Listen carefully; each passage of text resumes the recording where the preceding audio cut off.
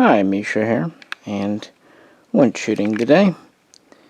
For pretty much the last of September, it's still freaking hot here. I don't even mean warm, I mean hot. But we felt like shooting Tokarev, and figured we'd revisit a gun we featured last year. This is the Czechoslovakian, and it was basically made by CZ. The bottom one is in SA24 configuration with a fixed wood stock.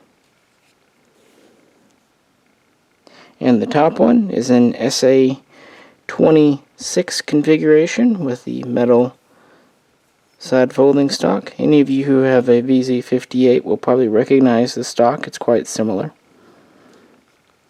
And both of these are semi-automatic only, civilian legal carbines, still chambered in 7.62 25 Tokarev, assembled by Gun Builds, who has been doing these under the GB.24, GB.26 name for several years now in small quantities. And he builds these using the parts kits that come in. They feature the original receiver parts as much as possible. They do have US made barrels that are 11.5 inches long and threaded, at least on mine, 1/2 by 28 with a pinned on flash hider, which can be unpinned for an SBR. They have the original Bakelite furniture, and they take the original 32 round stick mags.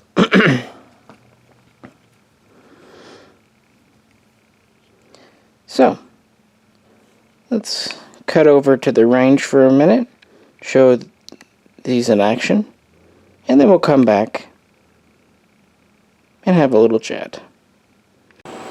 SA26.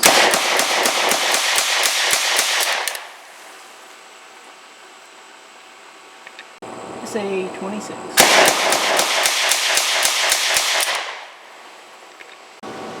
SA26.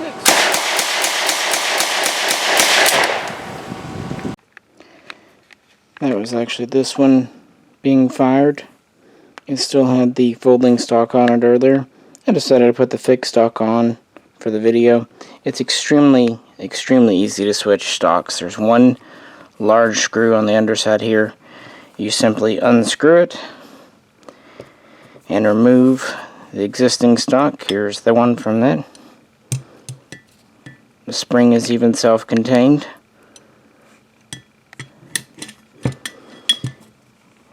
And switch out. The fixed stock does fit very tightly, especially on this one. So there's no play. Like I said, we've talked about these in the past, so I don't want to go too much, but there's not a lot of history to be told, to be fair. The original SMG design dates back to right after World War II. Keep in mind that Czechoslovakia had been occupied by the Germans, and we're using the 9mm 9x19 Parabellum cartridge, and they cited a need for a new modern submachine gun. So work began at what we think of as CC.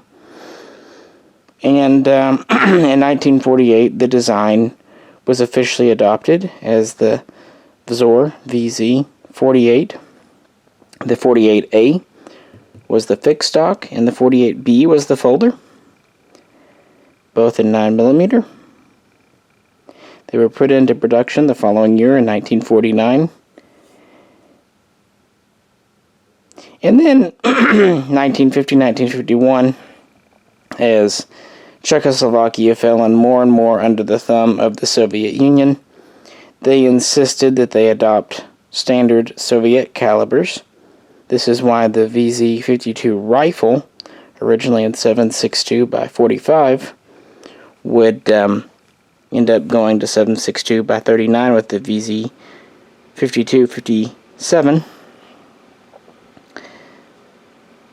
So it took a little time to redesign the gun to fire the Soviet round, mostly to do with the magazine. The grip is rather straight on the 9mm, so for working with show you the mag here.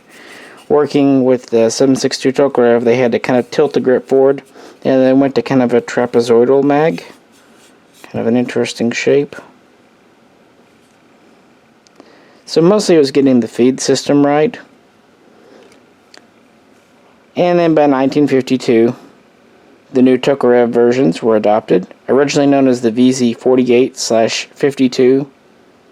Very quickly, the name was changed to SA24 for the wood stock, fixed stock, and SA26 for the folder.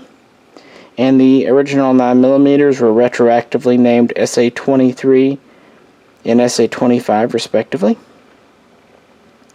The 9mm were out of production, but they would still be used by police and also given away to allies like Cuba later on. But the 7.62 Tokarev version would be the primary model produced for the Czech military and police after the 50s, and actually manufacturing would continue through 1968.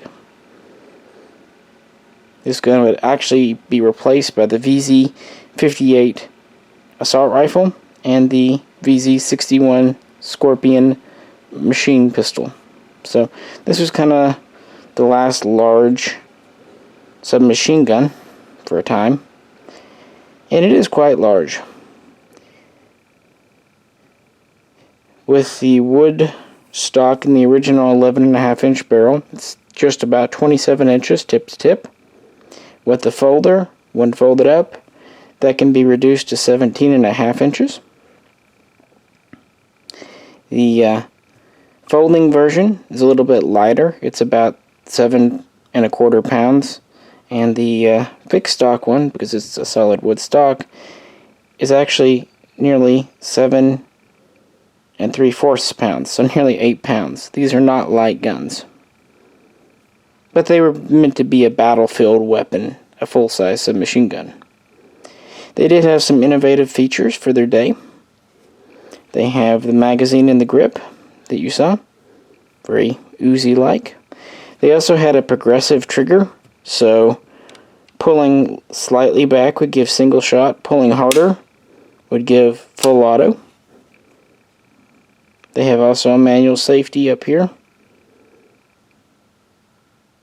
They have a 4-position rear sight, kind of turret style, but interestingly it's actually square. And then they have a hooded front. And they have this feature on the side, which actually is a magazine speed loader to load your mags quickly from stripper clips. Kind of a neat little feature, I think. Disassembly is pretty typical, cap in the back. The bolt is also a bit advanced for its day. It was one of the first submachine guns, and perhaps the first to go into mass production with a telescoping bolt, meaning a good chunk of your bolts actually forward of your chamber. This allows for the gun to be more compact, have a shorter receiver. It also kind of helps with recoil in muzzle flip because not all your weight's in the back, so the mass is more evenly distributed. It does have a fixed firing pin. It also has this unique charging handle, which actually, when it's in the gun, springs up, but for disassembly, automatically tracks into the bolt and comes out the back. Here is a standard mag pouch. It holds 5 32-round mags. Also stores a cleaning rod, sectional on the side. And as you saw, these have a pretty typical Czech looking sling. So what about the semi-autos themselves? Well, generally speaking, they're as reliable is this type of gun, which is assembled in the US to ATF rules.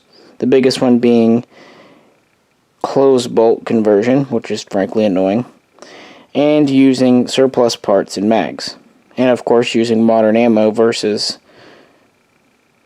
military. These were tested by gun builds with Red Army standard, and that's what we're using today.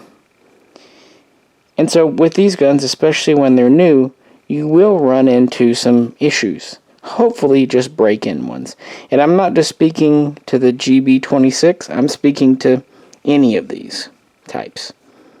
So if you're expecting Glock reliability out of the box, a submachine conversion is not for you.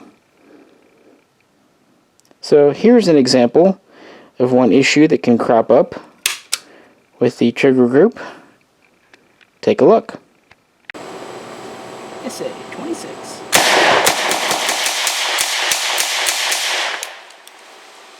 Trigger got stuck there for a second. Did it again.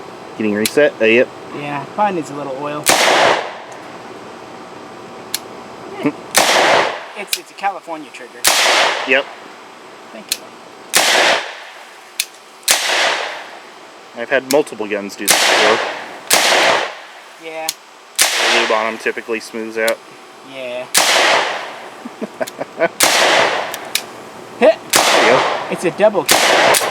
There we go. I think. So what that was doing, if you could tell, is the trigger, when pulled, was sticking in the back. When we first fired this gun for the first time today, it worked fine. But as the finish kind of wore in, or maybe debris from the fired cartridges filtered down into the fire control group, it was causing something to stick. Well, the remedy for this is pretty easy and kind of a twofold thing. One, lubrication, and two, simple break-in, wear-in.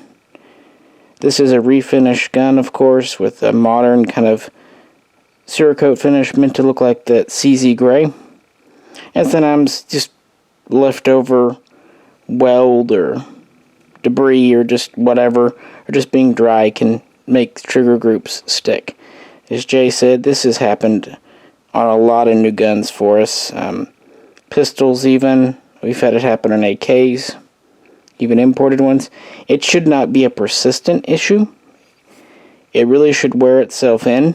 But when brand new, it can be expected even with factory guns.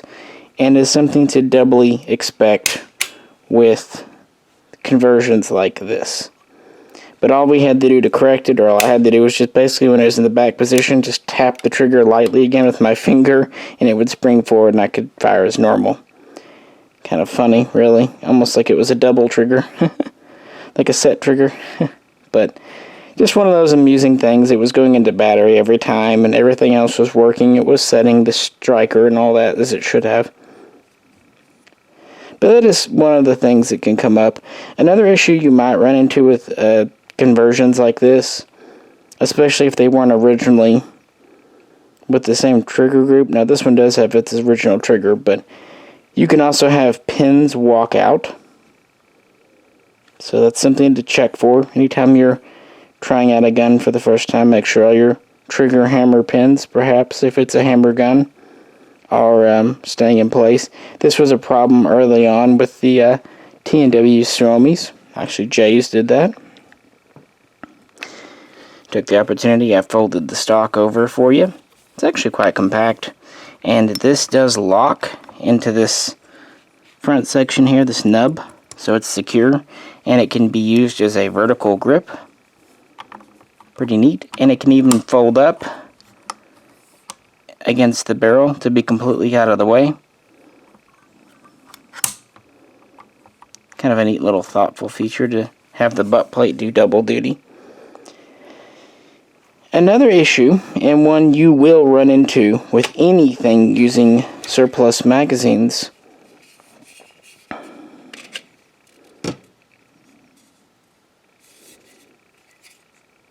is this. And this is a very common way a bad mag will reveal itself. Take a look. SA26. It's not like being fully loaded. Anytime you're using surplus magazines, you will run across a bad one now and again. Now, if you're using something that's kind of expensive, where mags are hard to find and or pricey, like say an MP40, or even a Thompson to some extent, they're not cheap. This can be really annoying and frustrating. But if you're using something like a Sten gun, or like the SA26 here, these mags are like $10 most.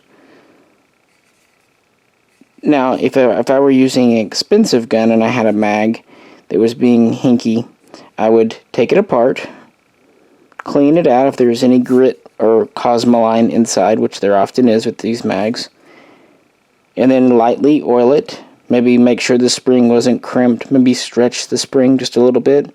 Sometimes if you just very evenly and gently stretch mag springs, they really come back to life. Another thing I would do, I would inspect the body for dents, or maybe rust that causes the follower to drag.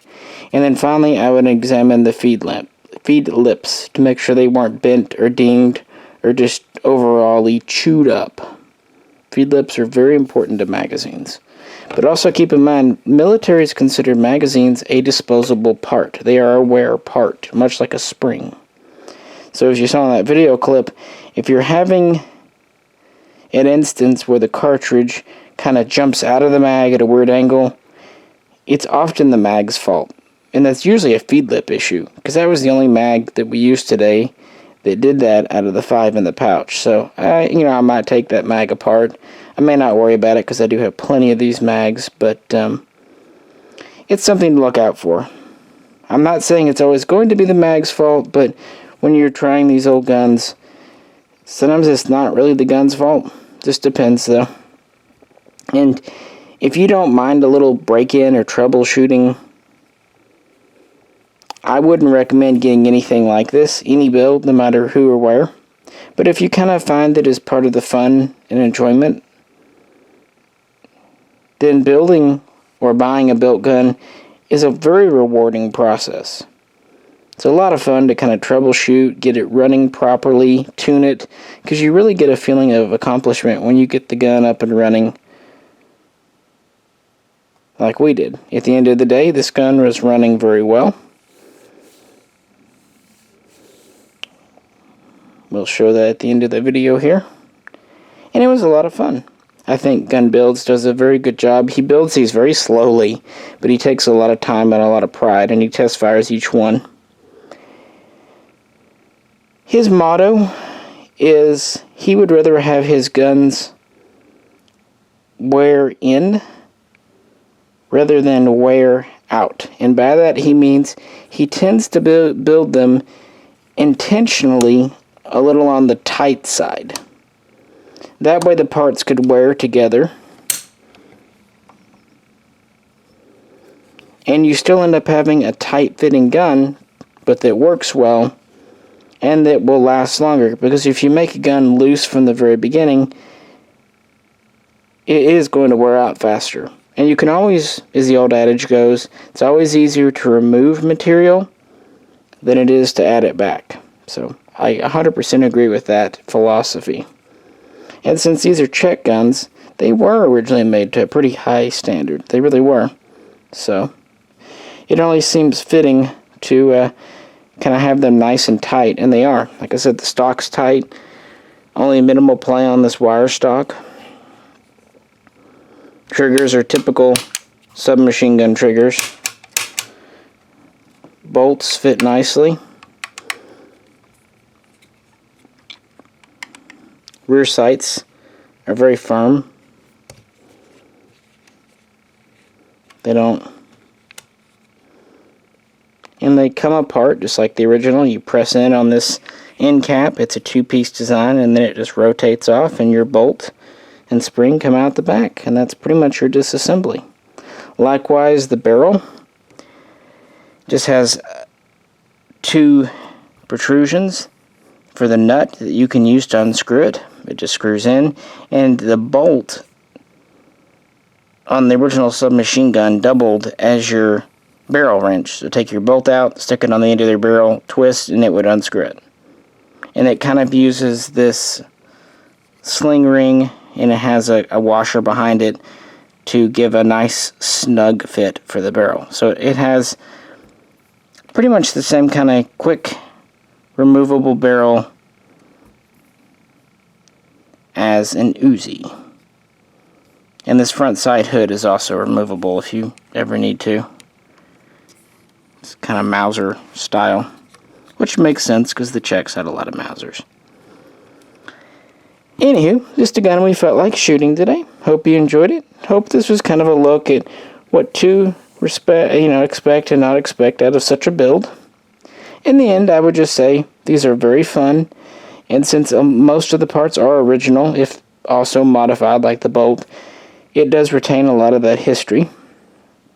And with registered machine guns so expensive today, really none of us can afford them. So this is an alternative that has the same look and feel. And really, Tokarev is just always a lot of fun to shoot, in my opinion. It does very well out of longer barrels. And again, if you'd like a little more, we did an older video a year or so back, so you can check that out in the playlist. If you have any questions or comments, please do post them below. And if you could like, share, subscribe, and if you'd like to help support the channel, check out the link to our Patreon page, because after today, I'm actually out of Tokarev ammo. This is Misha, and we'll catch you very soon next time. SA26.